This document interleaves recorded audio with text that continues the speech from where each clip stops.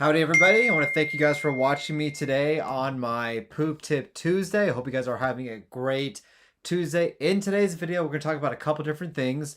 Number one, I'm going to talk about pancreatic cancer with the death of Alex Trebek and other celebrities, especially in the past couple of year or two.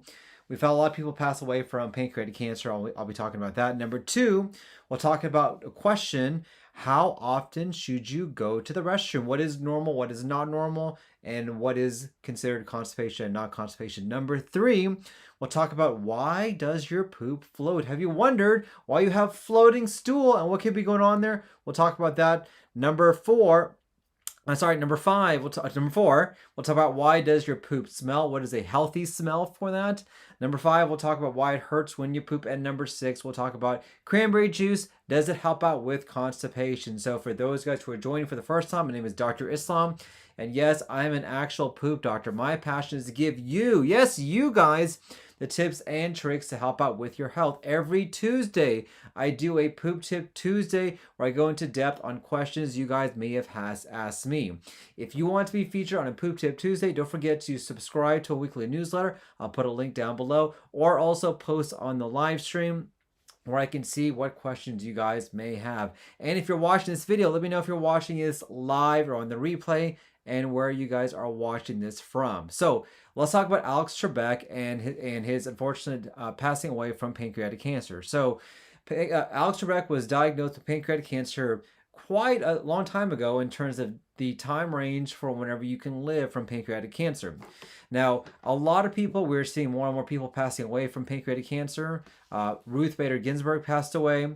We had other celebrities as well. Aretha Franklin, who passed away a couple of years ago from pancreatic cancer as well. So here's what you need to know. Number one is that pancreatic cancer is one of those cancers that tends to develop as you get older. So the highest risk factors are those who are over 65, 75, and 80 and above. And that's because pancreatic cancer is typically a very slow growing cancer. It takes time for the cancer to spread. It also takes time for the cancer to move from where it originally is to go beyond where it should be.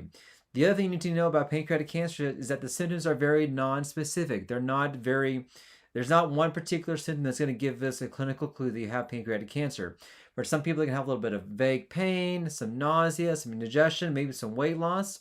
The cardinal symptoms, though, are somebody who turns yellow, either yelling of the eyes or yelling of the skin without any significant pain, with other associated symptoms such as weight loss, fatigue, and not getting full very, very quickly. The next thing that you need to know is that because pancreatic cancer typically is diagnosed very late, unfortunately, we typically find it at the later stage, stage 4, which is one of the more difficult ways to treat pancreatic cancer and make it more difficult for us to handle that. And number 5, there are some risk factors for pancreatic cancer. The biggest one by far is smoking. So if you are smoking, guys, come on. It's 2020, almost 2021. You should not be smoking. This should not be the time for you to smoke. There's nothing good about smoking. But I just wanted to kind of give a little bit about pancreatic cancer. November is Pancreatic Cancer Month. You may see more videos or topics I'm going to be talking about with respect to that. So, question number 2, I got this question from a patient. His name is Brian, who said, "Hey, Dr. Islam, I am wondering how often I need to use the restroom. What is normal? What is not normal?" So this is a very excellent question. I get this question all the time from a lot of patients who ask me, "Hey, what is a normal amount of bowel movements you should be having?"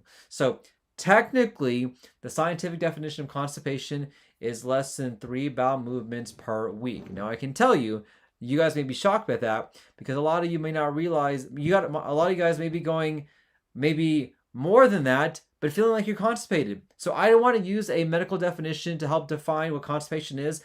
I want you to tell me what you feel like. And so how often you should go would really depend on a couple different factors. How comfortable are you using the restroom? So my biggest question I ask you when you have constipation is, are you having a lot of pain or discomfort if you don't use the restroom? I will tell you, if you only go 3 times a week and you're feeling fine, not a big deal. You're not going to develop toxins. You're not going to develop anything bad. Nothing bad is going to happen to you as long as you feel fine and you don't have any issue.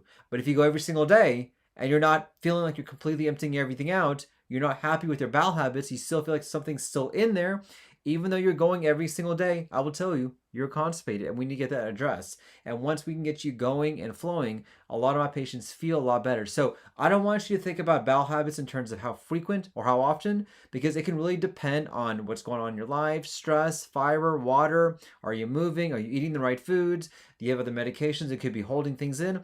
I want you to think about it in terms of how are you feeling? Do you feel like you're completely emptying everything out? Do you feel like you're getting things out? Do you feel like things are moving and going to the way that you like it? If it's not, even though you go every single day, I will tell you most likely you're constipated. And if you feel fine going 3 times a week, not a big deal. I don't care. It's not going to cause any long-term significant problems with that. Great question. So another question I got from a patient who said, hey, Dr. Islam, I notice my poop floats. What is going on? There are a lot of reasons why your stool can float, and a lot of reasons why it may be difficult to flush it down. Maybe you have to use a couple of different flushes to get it down. One of the more common reasons is that there could be what's called steatorrhea or oil in the stool. And there's a lot of different reasons why you can have oil in the stool. You may have an abnormal growth of bad bacteria that can cause oil in the stool. Maybe you're having a condition like celiac disease or Crohn's disease or small intestinal bacterial overgrowth, which should make it less likely for you to be able to flush. Maybe you have too much fiber. Yes, fiber can be good and bad for some people. It can be a dual-edged sword. And for some people, if they have too much fiber, it may make their stools more buoyant and less likely to float. And there are a lot of different reasons why that's the case. Floating stool in and of itself typically is not something that's too worrisome for me. I have a lot of patients that have that issue, and it typically is not a significant problem. So if you're having floating stools, I honestly would not be worried about that too much. Now, if you couple that with other symptoms, such as pain, nausea, not feeling very, very good, that can be something to worry about as well. So that's something just to keep an eye on. All right, great question. So another question I got from a patient, I actually got this from one of my email patients who emailed me a question. Hey, Dr. Islam, how should my poop smell? Well, let me give you guys a little hint here. Your poop is not supposed to be smelling good. I don't want you to think that you're going to have a smell of roses, perfume. It's going to smell great. Stool is not supposed to be smelling good. It's a waste that you're getting rid of. Now, there are certain smells that we can see that can maybe give us a clinical clue for what is going on. So I don't want to get too much into the smell of poo because I don't think this is a topic that maybe you guys want to hear about or know about, but I can tell you that sometimes this stool smells very tarry or very foul smelling. That could be a sign of infection, or it could be a sign of some gastrointestinal bleeding going on. If you have a stool that has a particular smell, there's a condition, certain diarrhea conditions that have a particular smell to them as well. But by and large, the smell of your stool does not give us a good clinical indication of what's going on. Even if your stool smells terrible, that doesn't mean something bad is going on. In only very few conditions can the smell of your stool mean something that it could be changing. Now, I will tell you, if you have a new change in your bowel habits, a new change in your stool color, that is more important than some of the change in the stool. All right, question number 5. Hey, Dr. Islam, why does it hurt when I poop? So this is a very common question I get, and I have a lot of people who come to see me. So pain in your bottom can be due to any number of different things. For some people, it could be what's called a fissure, which is a tear in the rectum. For some people, it could be a hemorrhoid, either an external hemorrhoid or a very significant thrombosed hemorrhoid. These are very common symptoms from that. There could be some sort of tear in the rectum as well. There could be an ulcer in the rectum. Or for some people, if they strain really, really hard, that can cause irritation at the bottom as well. I will tell you, pain in the rectum is never a normal thing to have. And that's something that typically needs to be evaluated. And it's something that typically needs to be looked at as well. And so if you are suffering from some pain in the rectum, or if you're suffering from some problems in the rectum, make sure you see a specialist who can specialize in this to hopefully figure out what's going on and to get a better idea for what we can do to get that taken care of for you.